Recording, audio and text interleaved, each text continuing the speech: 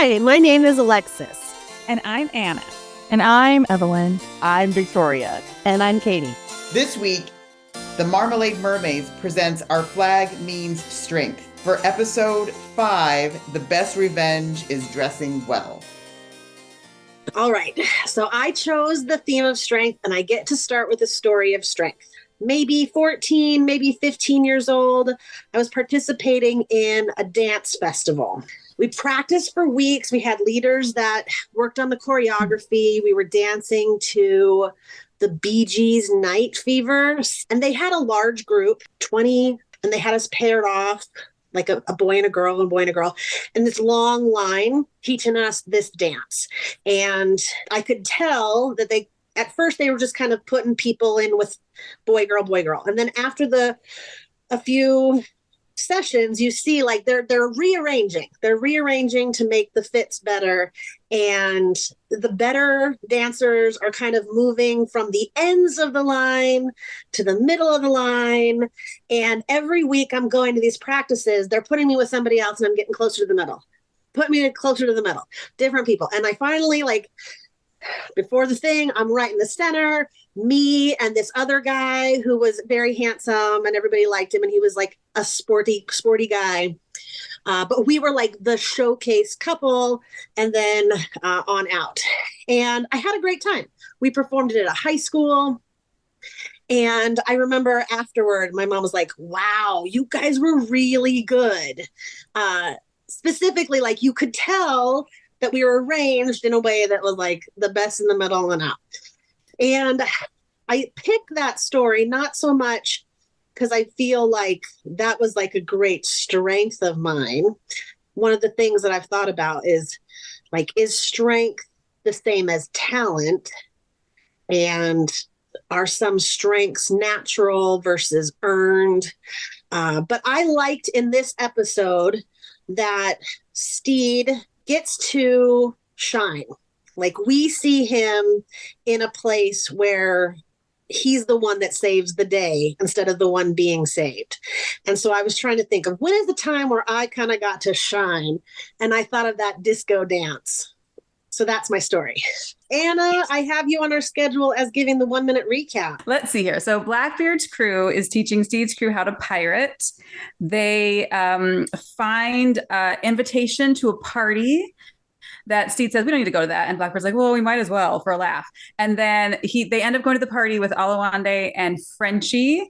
At the party, Blackbeard introduces himself as Jeff the accountant and is a big hit. Steed's a little bit intimidated. Frenchie and Alawande have a pyramid scheme that they are going over with the people of the party. Lucius and Izzy have some shenanigans that happen, and Lucius hooks up with Black Pete and then draws Fang. And then we have the very end, Steed saves the day, turns the boat on fire. I think people might die, and then they have a beautiful moment under the moonlight. Did anybody look up the etymology? I did, and I found it not helpful. I thought it was very interesting that when you were looking at it, it talked a lot about physical strength and a lot about like manly men things.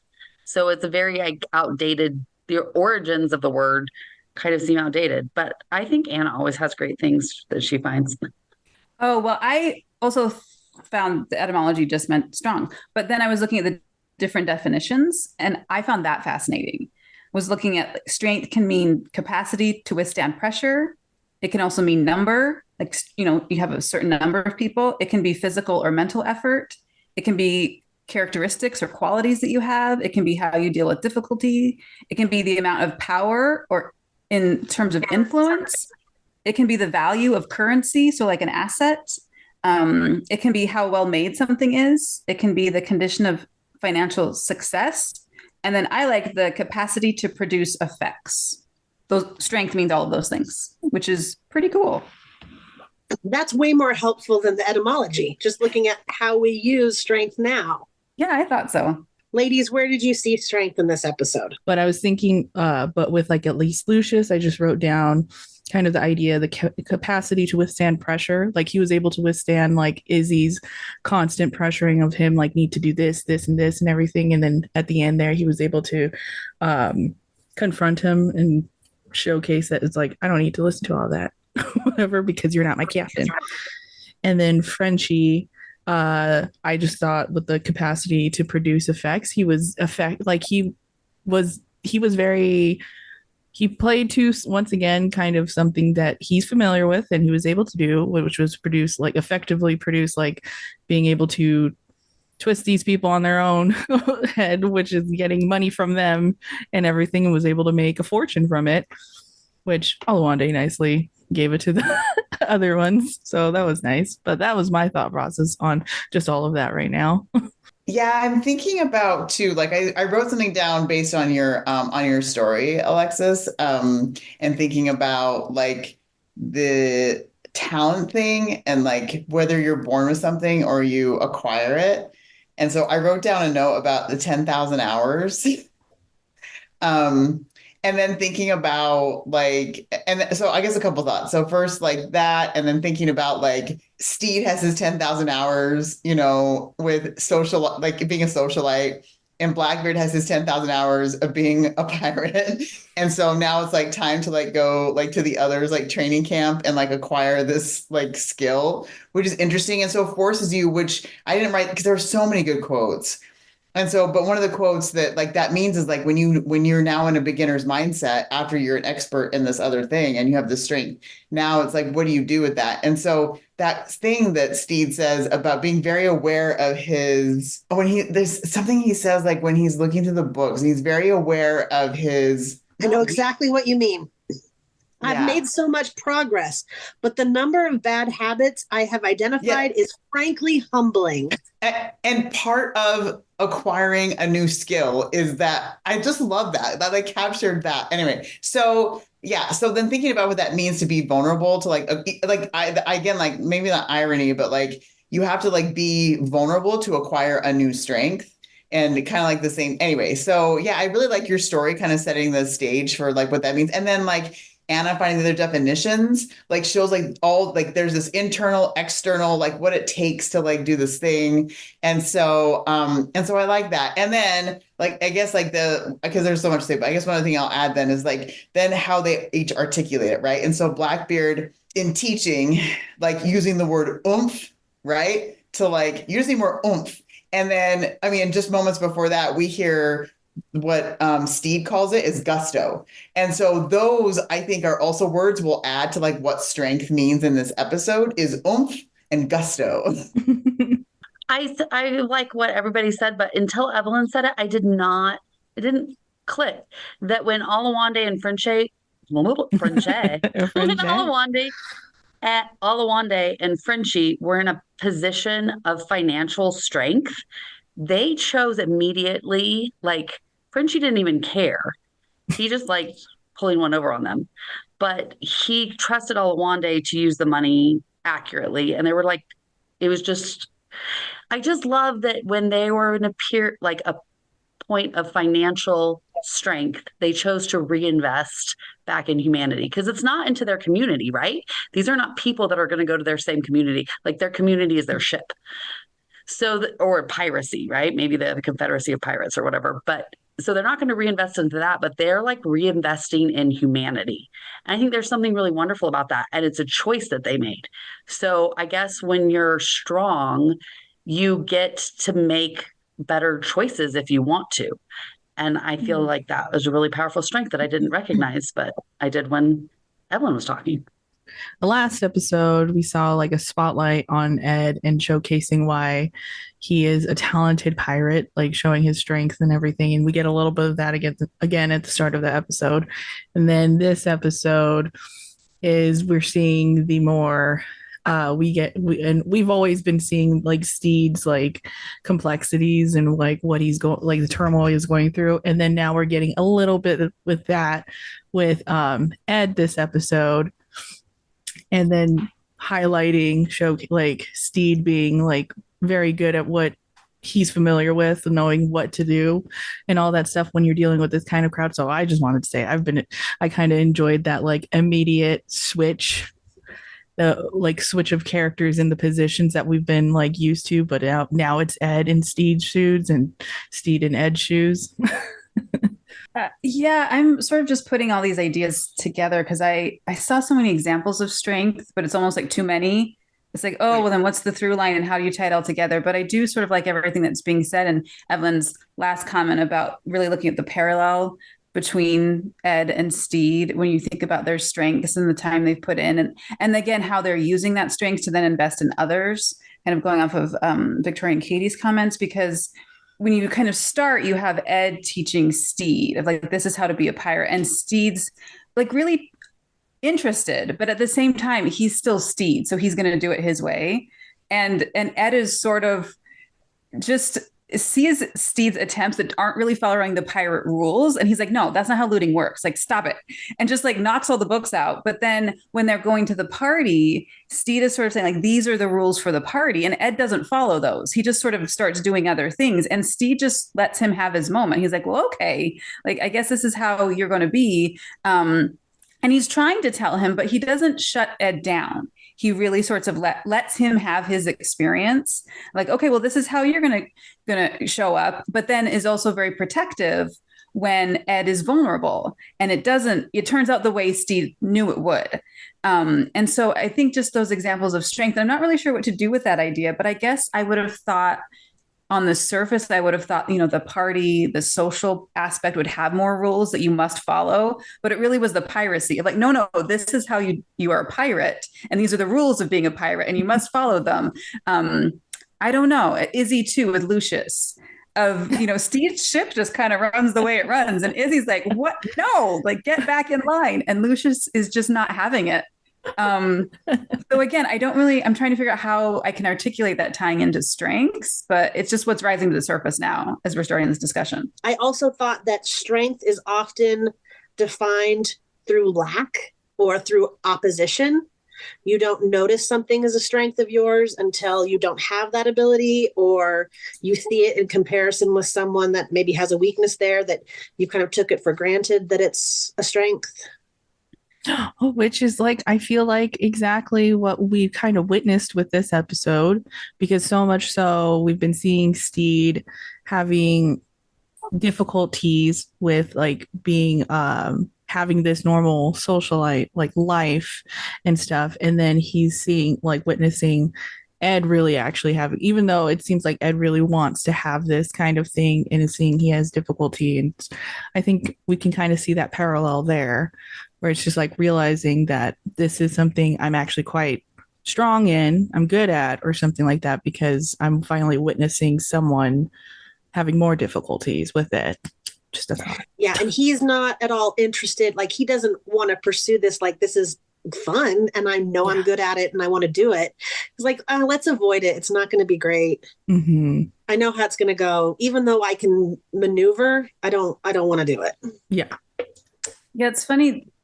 That makes me think for some reason of Lucius and how he has these strengths, like he can write, he can draw, he has all these things, but he's also really, really good at just seeing what's going on, and naming it and calling it out. He's like, this is what's happening. And so I think that, I really thinking about how he's in a position where with Izzy, there's this conflict, and he's sort of has all these different ways that he can use his skills as strengths to get the result he wants, without sort of directly confronting him. He's like, no, I'm just going to go around this way and get everything. And I think Frenchie shows those same qualities, that he sort of has a mind of like, these are all the things I'm good at, but he's very quiet about it.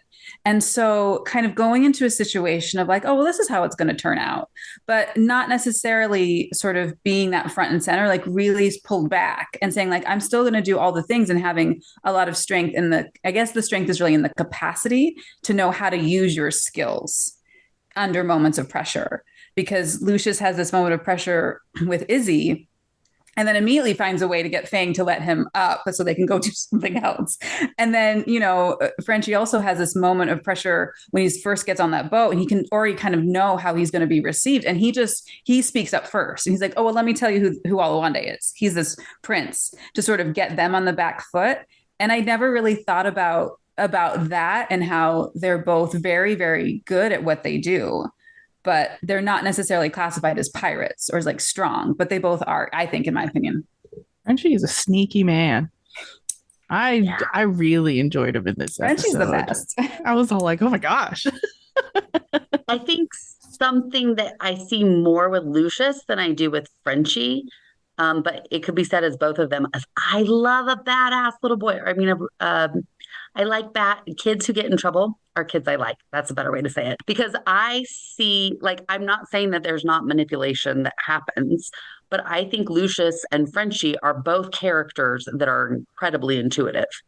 And that's one of their strengths. But other people who are maybe not intuitive would look at that and be like, hey, I'm being manipulated.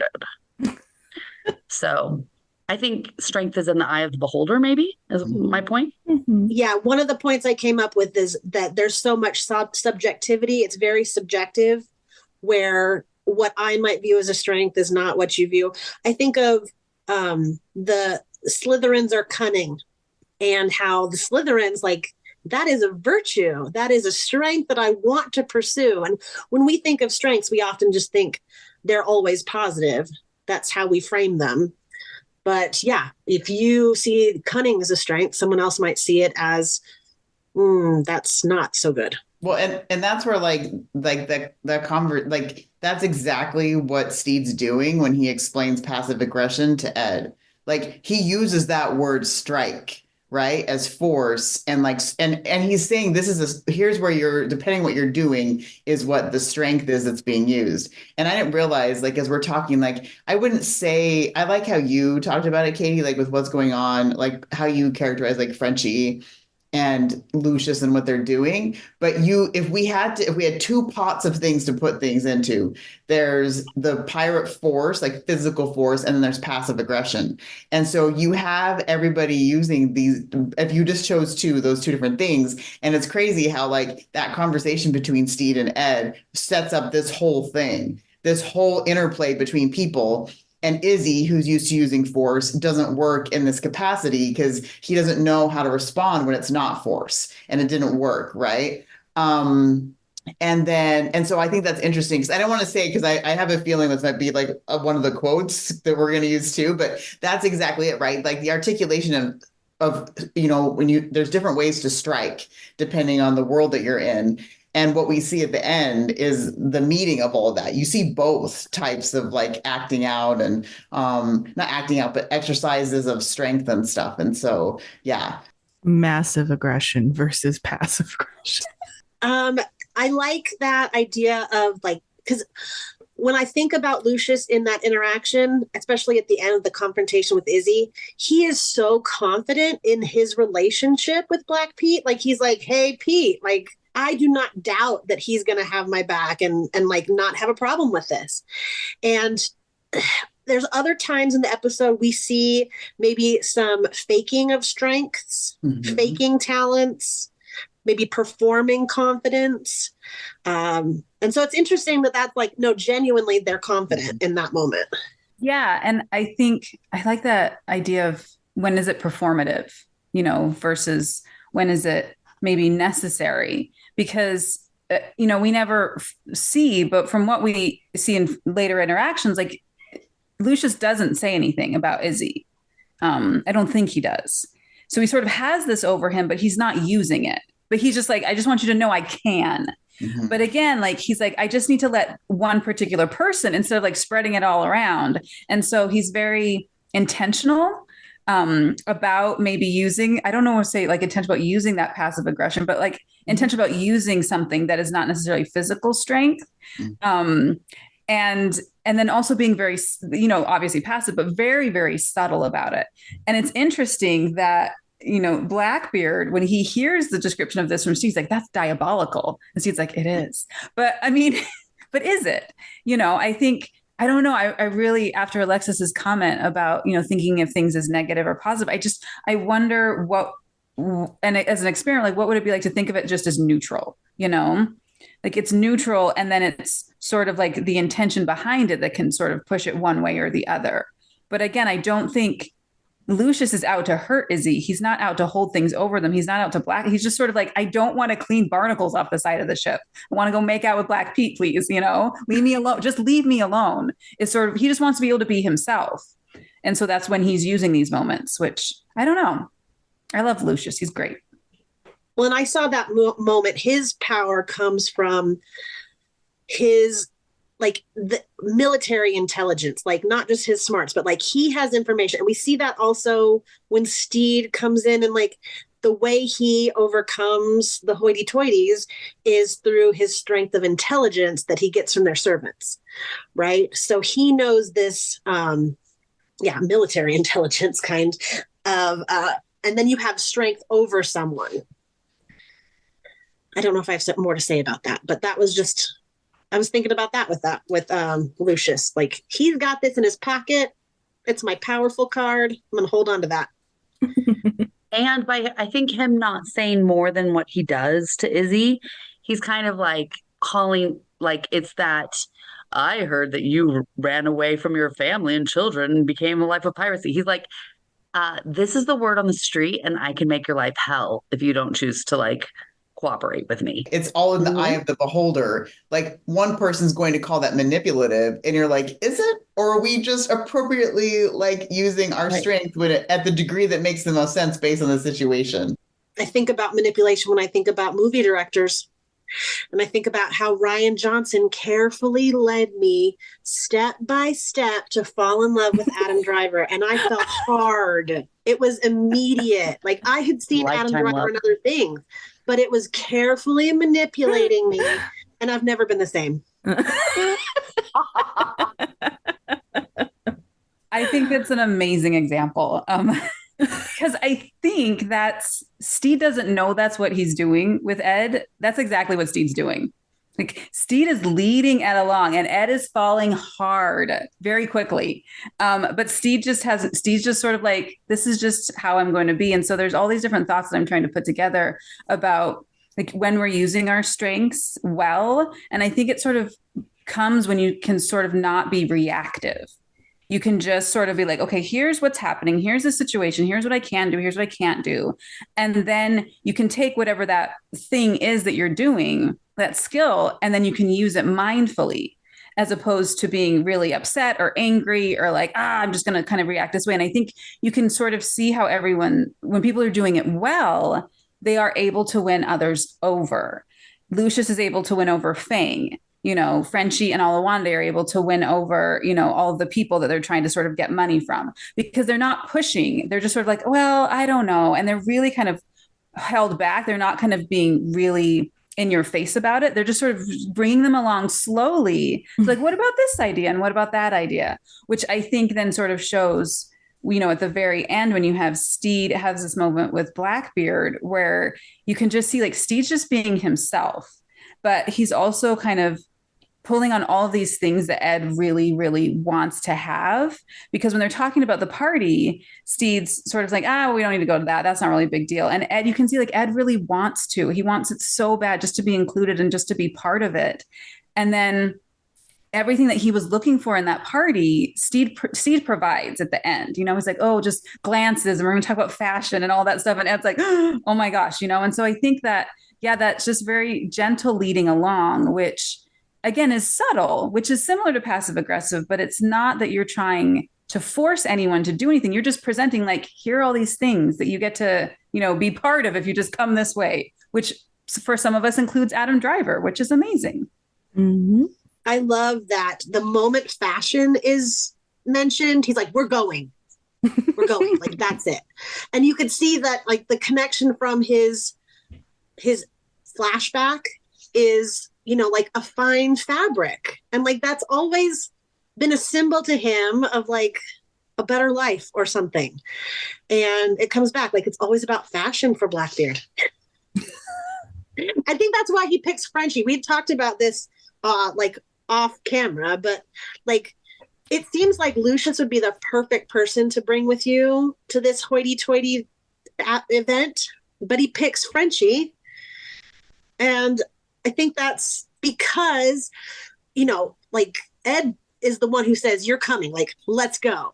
And I think it's because he picks up the clothes of the other guy. And he's like, "Look what I found, this fancy man's clothes." And he looked nice in it. Yeah. Good. He knows how to wear a coat. But yeah, I think that's lovely, that idea of that's why he picked Frenchie, because I do think it's funny that they are raiding, and that's what he's like, I found some clothes that didn't have blood on them and weren't like shot up or whatever. And that's what Frenchie sort of wants. So he also too has that interest.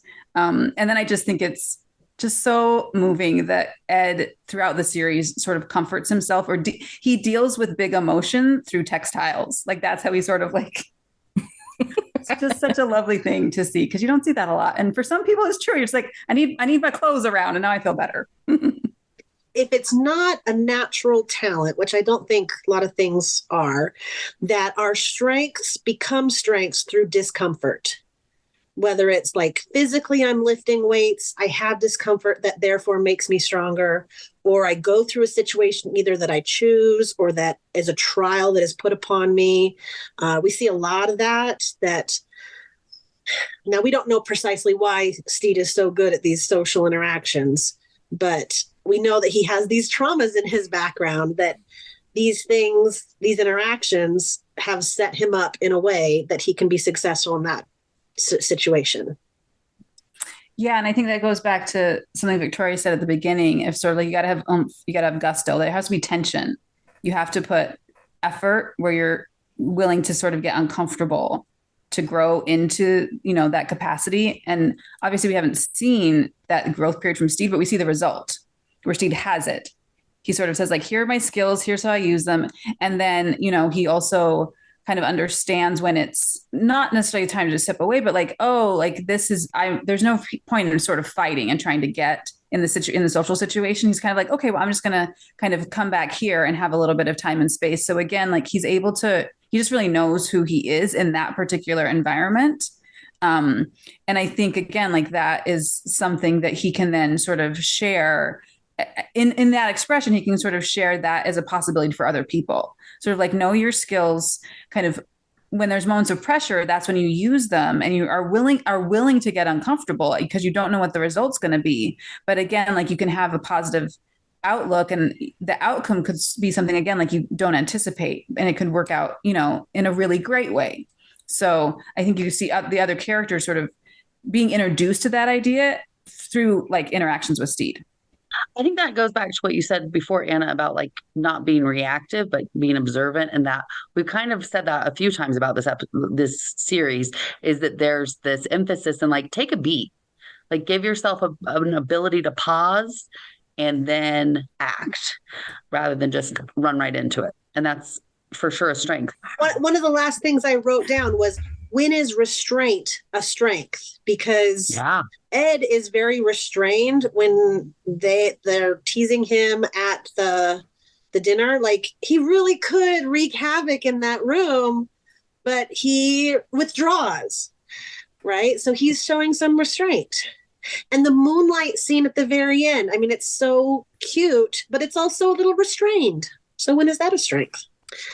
All right. Do we have our sparklets ready? I'll go first. Jeff never turns his back on a challenge. Victoria, do you want one? That was my first one, so I gotta, because sister brain, she's got my back. Always work your way from the outside in. I'll go next. Actually, I think I'm just so, but I've decided to carry myself like I'm cute. I'm gonna say we love a good shanty. My sparklet is polite culture ho. All right, ladies, there's the lines next to each other. What sparkles out? I think the first two read together well. Yeah. Jeff never turns his back on a challenge. Always work your way from the outside in. It's like a strategy. How are you going to address this challenge? Go from the outside in. Oh, and then from there you pivot. You're like, actually, I think I'm just so. I like that. It's sort of like, okay, you have the challenge. You're not going to turn your back on it. And so you got to figure out a way. It's like, well, you just start again, like You just start where you're at, so you start from the outside in. And then maybe once you get in, you're like, well, I didn't find what I wanted to find, but I've decided that this is going to be like where I'm going to go with it, So I've discovered, I think I'm just so, but I've decided to carry myself like I'm cute. So the outcome from the challenge matters, but it's also to like what you take from the experience. Like, I'm still going to be cute no matter what. I like it. Well, and there's all these rules of cultural appropriateness, right? And like how we interact with one another that I think are parsed out a little bit in these lines, because this idea of like, oh, I'm going to play some music, but I don't know fancy music for you people. And he's like, but we love a good shanty, and this polite culture. And in order to do that, what do we need? We work from the outside in, and we don't turn our back on a challenge, and we're just going to carry ourselves like we're cute.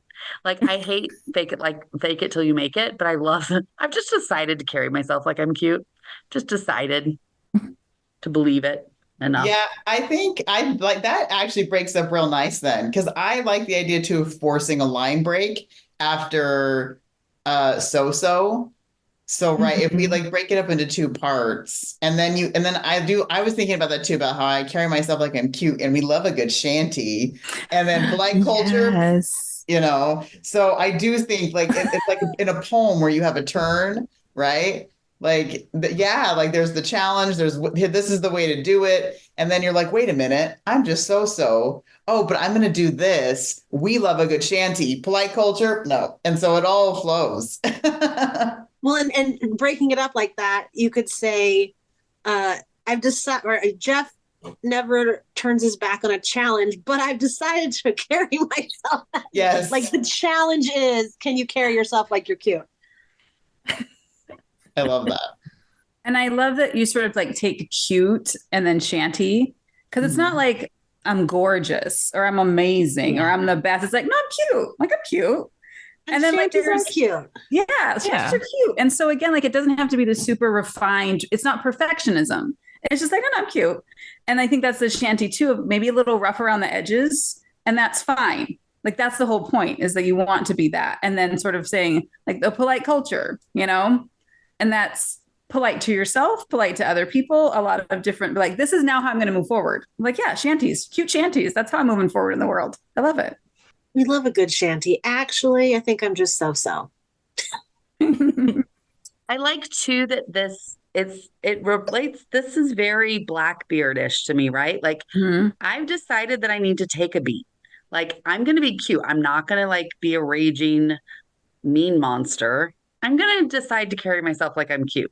I'm not going to turn my back on a challenge. I can do this polite culture thing, and I can do it in a way that sounds like a good shanty. I will find a way for these people to love and accept me. I've never thought about that I think I'm just so, but this is how I've decided to carry myself, as it being about Ed. But I love that. Yeah. I love that a lot. And then it really pairs nicely with always work your way from the outside in. It's like, I just got to put on the clothes first. Then get to the clothes first. I can sort of like maybe convince myself and start to believe it a little bit. And then work my way towards actually being it. See, but this is what we do for Legia. Yeah. But you don't give up who you are, because you still love a good shanty. But like, we're going to be part of, so again, like how like integrate. I think for me, like the word that keeps coming up is integrate. Like, how do you bring all the pieces together? Well done. Yeah, I feel like this is Ed's poem. All right. Are we ready for blessings? I was planning on blessing one person, but in our conversation, I feel like blessing a different one. Today, I'd like to bless Steed, because he's usually pretty oblivious to others. But in this one, I see him being especially observant of Ed. He's always the one reacting to him. And I just want to shout out his perhaps strength and growth in that area of being more observant and less oblivious. Katie, who's your next? Bless Sir Geoffrey Thornrose. What happened to him? Is he dead?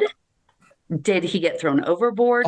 He was somehow coming to this party. He carries enough clout that he's allowed to bring Jeff the accountant and an African prince and his viceroy, and nobody blinks an eye, or as Alexa would say, nobody blunk an eye at it, right? Where is Sir Geoffrey Thornrose? Bless him. He obviously has a very symbolic name, or Jeffrey. Is it Jeffrey or is he just Thornrose? Sir Thornrose, whatever his name is. Very meaningful name, the thorn and the rose within one name. Like, bless him and his wife and all the heads he palpitates. Okay, Anna is next, and then Evelyn, and then Victoria. I think I'll bless Frenchie because Frenchie's the best. And Frenchie's sort of finally is getting his time to come step forward. And we get to see a lot of what Frenchie can do. And he's, again, yeah, he's just really subtle and quiet about all these skill sets that he has and all the things that he just kind of does his own thing, you know? And he doesn't really need attention for it. And he doesn't, you know, he's just, again, he's got a lot of strengths. And when I was looking at when we first started looking at the episode, thinking about like, oh, who's going to show like the most strength? I thought like, oh, Steve, and I could see Ed. And then I was really surprised when I thought of all of the definitions of strength that there are, that Frenchie sort of embodies most of those in just this very short amount of time. And I think he's just, he's a really great person. Go Frenchie. I fell in love with him in this episode. I was like, oh, that's who I was going to bless. You can also bless Frenchie if you like. He deserves double blessings. He's that great. Do you have more to say about the blessing, Evelyn? No, actually, that was kind of spot on with what I was going to say. Like, dang it. No, I'm so sorry. Oh, it's okay. Yes, add my blessing to him as well. But I'll say I'm going to bless Lucius because I think he deserved it as well. Because I think over time, we've seen kind of Lucius become more and more comfortable in his skin and who he is and everything. Like, I think, what was it? In one of the earlier episodes, he's all like, no, like, you know, this is kind of a secret that like he's gay and everything. And that, like, we showcase in this episode, very much comfortable in his skin to the point where he gets to stand up to Izzy, and I just want more of that with Lucius because I really appreciated that in him. And I'm like, yes, you are wonderful. And I like that was like probably my favorite line was just all like, I think I'm so, but I carry myself, but I begin to like carry myself like I'm cute. And it's like, you go, Lucius, you do that. You are cute. I really thought people were going to choose mine, and so then I'm like, oh, now I get to choose any of mine. I'm gonna bless Ed. I'm gonna bless Ed because like there's a lot like going on here, and like the vulnerability and the strength it takes to be vulnerable, and yeah. So and I wasn't gonna bless Jeff. Like I was really hoping that because I was really hoping Sister would like choose Ed, and then I could choose Jeff, and then we have two sides of the same coin. Because I guess I'm going to bless then Jeff too, because like Jeff empowered Ed and was the shield that Ed was able to use to like try on some strength. And so bless Ed, because a lot of vulnerability here, and that took a lot of strength. And then restrained himself, but he'll find it. Yeah, Ed was my other choice. I was trying to decide between Frenchie and Ed, but I love the idea of Ed and Jeff, that Jeff needs blessings as well. Anyway. Katie, have you thought about your theme for the next episode? So for the art of we'll call it the muckery, or I don't know what we're going to call it when we record it.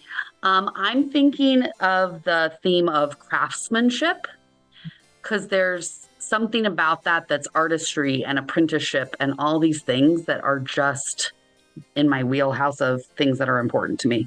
So craftsmanship. Stay salty. Mermaids.